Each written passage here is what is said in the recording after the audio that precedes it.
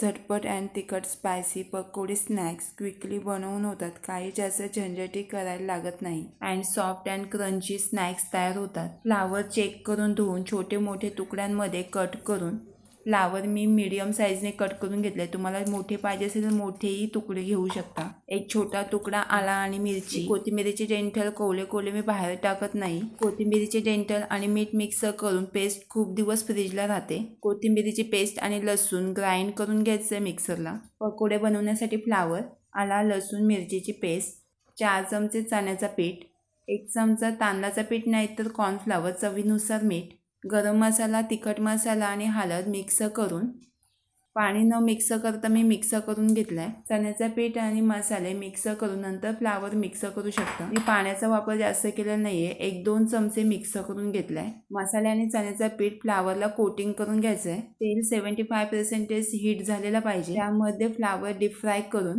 गॅसची flame medium fast करून शिजून घ्यायचे आहेत. पकोडे छान असे क्रिस्पी होतपर्यंत शिजून घ्यायचे आहेत. फ्लावरचे पकोडे जास्त तेलही पित नाही. छान असे पकोडे तयार होतात. पकोड्यांमध्ये खायचा कलरही मिक्स करू शकता. टॅमॅटो सॉस नाही तर चटणीसोबत पकोडे स्नॅक्स एक नंबर. 31st ला पकोडे स्नॅक्स बनवायला आणि खायला विसरू नका.